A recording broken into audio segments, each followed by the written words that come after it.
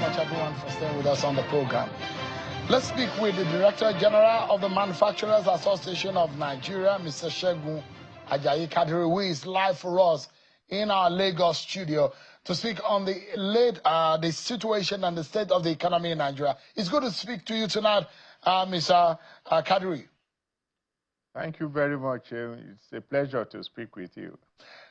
Let me begin the conversation by finding out what is the state of the economy as far as the manufacturers are concerned. Okay, generally speaking, it is widely accepted that the economy itself is going through trying times, and that there has been several reforms by this administration that have been lined up and being implemented to get us out of the woods, so to say. So what we'll be measuring will be the impact of those reforms and how the sector, the manufacturing sector, has reacted to it and what is looking forward to. Generally speaking, the manufacturing sector has taken a beating in terms of how it was negatively impacted by the immediate aftershocks of the reforms. But having done 2 years in the reforms, there is some measure of stability, particularly in the exchange rate. We've also seen that inflation is moderating, is no longer skyrocketing, and the interest rate remains a challenge. These three factors have impacted severely the performance of the sector, but like I said, we are noticing a moderation, and we are looking forward to the next 2 years when the so-called dividends of those reforms must start to manifest. We are also looking forward to the incoming tax act, the 4 tax laws, how they are going to positively impact the sector. So from where we are coming, the sector has been negatively impacted by the prevailing economic situation and the reforms, but going into the last 2 years of this administration, I think there are signs that if we continue on the trajectory we are going in moderating the impact and ensuring that we stay on course, there might be a light at the end of the tunnel. I know you mentioned policies. You've touched on the newly signed tax laws and how that could also impact going forward on productivity, because when you take manufacturing out of things, our productivity, that's a huge percentage of Nigeria's productivity. But first and foremost, let's look at it this way. One of the major economic decisions of this government, in fact, the very first one, because the government has not even started when the president removed subsidy. And the removal of subsidy was one major economic decision that are really impacted on the economy. Now we're seeing price wars. In fact, Dangote has really recently announced a slash in price from 880 naira to 840. In that, a lot of people, and Dangote, we understand also, had reduced or said there will be a free distribution of products in parts of the country. From your own point of view, how impactful is the removal of fuel subsidy? And some of what we are seeing between Dangote and the other players in the sector, especially in the downstream, what exactly do you think is going on? Okay, so the removal of fuel subsidy, I think everybody has come to a realization that if we didn't stop subsidy will stop us or kill us, as some people say. So I think nobody should have any hang-on about whether we should remove the fuel subsidy or not. So when the president announced it, it was a fait accompli. It's the best thing for the country to do at that time, and so we have since moved on. But the immediate impact, I must tell you, has been devastating for the manufacturing sector. The removal of the fuel subsidy moved up logistics costs, increased inflation, and so on and so forth. But you see, one very good thing that the administration has done, and I think that's the reason why many people should give them some benefit of doubt, is the fact that after the removal of the fuel subsidy, there has been a number of reform measures that has been taken by the administration that has given respite in that sector. And that leads me to the second question you asked, is the impact of Dangote, the Dangote phenomenon. What this has done is to draw particular attention that private sector investment is key and that government really has no business in doing business. They should just create the enabling environment and allow the private sector to thrive. With the coming of Dangote, we have seen that we are going to resume, or we have resumed as net exporters of petroleum products. But before it came, we were importing fuel, which has been seen as a tragedy for Nigeria. We are producing crude, we have to export it, subject ourselves to all the shocks in the international environment, and of course the war in the Middle East and so on. So by now, we'll have been talking of the price of a liter of petrol more than 1,200, 1,300, 1,400. But what we are seeing is that it is tumbling down. And that's the power that private sector brings into the equation. The fact that you can now eliminate the cost of distribution, which has been a major issue. The middlemen were just milking Nigerians and making it impossible for it to even reach far-flung places. But when a company is able to absorb 1 trillion naira in terms of distribution cost across the country, and is able to ensure that we have an efficient, effective, and reliable supply across the country, you must just applaud this, and to ensure that we continue to allow competitiveness, we continue to allow private sector to thrive, we continue to create an environment that allows private sector to have a handshake with government in terms of charting the trajectory of our economic development. As it is now, we are likely to continue to pay less, while internationally the price of petroleum product is going up. And that is the only way you can insulate the economy, create energy resilience, ensure that we bring down the cost of production. Last year, for instance, manufacturers spent more than 2 trillion naira in terms of, we had 2 trillion unsold inventory and 1 trillion in terms of alternative source of energy, largely diesel.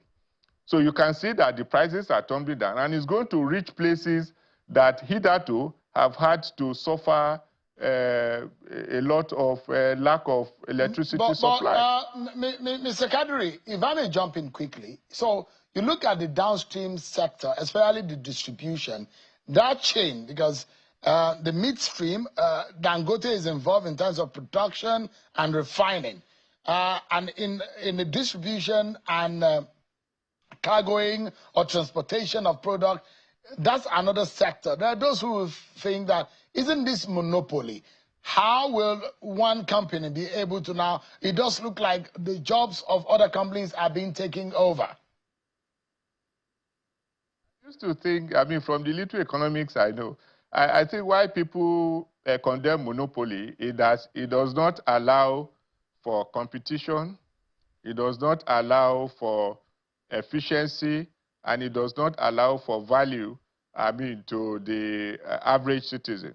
But what this, and of course it's not a monopoly. We have other players in the sector. If they are not playing well, if they are inefficient, if they are comatose, you wouldn't blame a player. So, but what this one has done is that we are having a positive benefit from a player.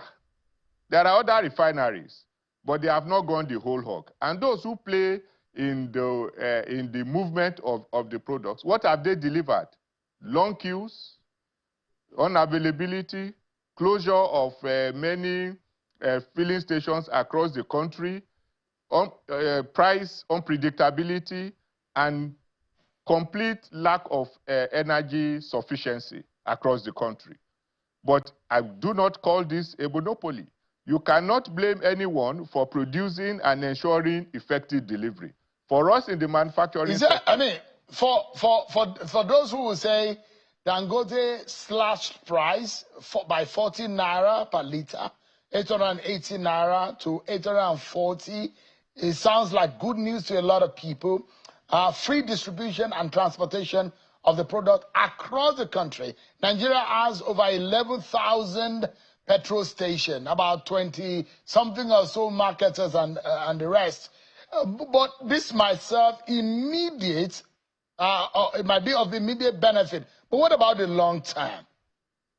From a manufacturer's point of view, what do you see about the long-term effect? Yes, immediate buffer, but what about the long haul? Yeah, so if I may use what is the Gen Z is called joy is coming. That's what I see the long term. It's going to be better. I see the price coming down to 800.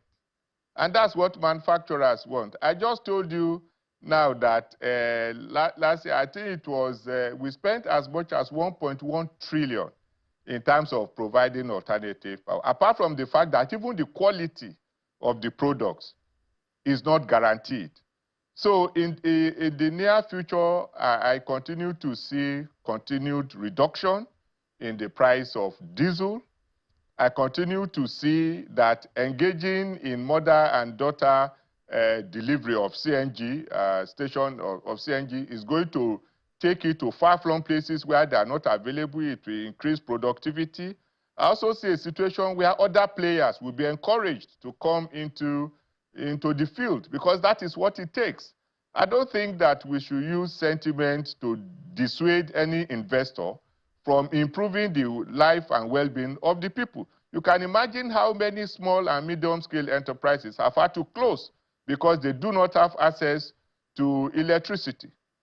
We enjoyed only about 18 hours of supply last year, and there were at least 3 to 4 outages a day. It's not good for production.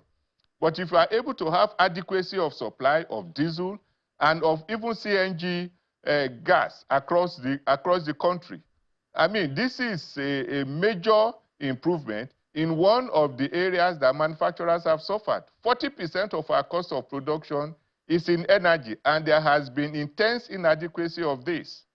So I believe that there are better days coming, and we should continue to encourage more of Dangotes, and for government to even further incentivize Dangote so that we can completely crash the price.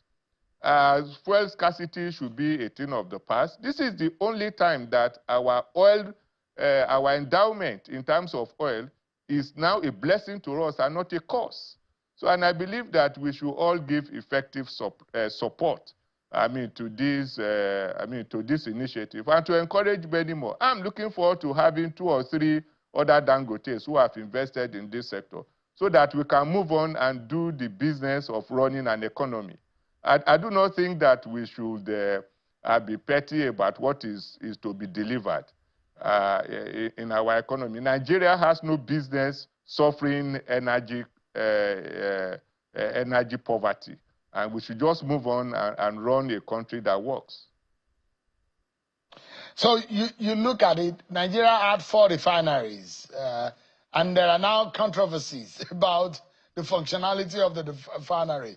And interesting that our conversation has now tilted to oil and gas, because all of these also have effect on productivity, especially on the bottom line for manufacturers. But the big question, because energy and transportation is a fulcrum, is at the heart of the job or the work of manufacturers in this country. You look at the refineries, Mr. Kadri. The tale that we hear about the government-owned refineries and how the state-run NNPCL are managing it, and you look at the Dangotes of this world, is this the large-scale market determination that we have always been talking about? Is it what is at play? Okay, honestly, Sean, if you ask me my view, government should just sell these refineries. Give it to private sector people who will run it efficiently and who will be able to deliver. You see, when something belongs to everybody, it belongs to nobody. So, and I think the truth of it is that we should learn that Nigeria is too big to be pocketed. We have too many resilient, hardworking Nigerians. that are ready to make good of private business. I think government should partner with those people and let us run an economy. Those 4 refineries we are talking about, they are just pure drain on the Nigerian economy. And it is not fair on the Nigerian people. We should have a situation where we are able to speak truth to ourselves and ensure that we encourage private sector investment. It's our natural endowment. We are the 6th largest producer of crude oil in the world, and yet we suffer. I can tell you that if you completely go private, it will be difficult for anybody to steal. It will be difficult for anybody to be unaccountable. It will be difficult for anybody to have a situation where you have continuously insinuations that there's massive fraud anywhere. So I do not subscribe to the view that we are creating a monopoly. Those 4 other refineries are competitors. And we have been told that one is working now. I've been told that the thing is no longer working. You should give it to people who should ensure that it works. Yeah, Mr. Kadri, let's wrap up now. If there is one thing that will favor the marketers, because whatever we talked about, the free distribution that Dangote is doing with products across the country, the slashing of price, which of course will allow Nigerians to spend less in buying petrol. But the big question is, this is a private sector-led initiative. From a manufacturer's point of view, what is one thing that you think this government should do to help productivity and make the lives of manufacturers better? Okay, so I would say, particularly because we are talking about the oil and gas sector, I think government should completely privatize all the other refineries. They should ensure that the Naira for crude policy is sustainable and adequately funded and supported. We should ensure that even in terms of electricity supply, that we do something about the obviously incompetent discourse that we have, and ensure that we are able to drive investment into the sector to guarantee supply. We should also ensure that we have a situation where we tackle insecurity. I mean, because it's becoming a disincentive for investment. 60% of our members in the Northeast have closed shop. And I believe that with increased security, we'll be able to put life into all these areas. Yes. Thank you so much. Mr. Segun Ajayi Kadri is the Director General of the Manufacturers Association of Nigeria, MAN. Thanks so much for your insight tonight. It's good to know how the manufacturers are feeling. They're a major component in our economic ecosystem. Thanks so much indeed for your time tonight. Thank you, Sheung. It's a pleasure to be here.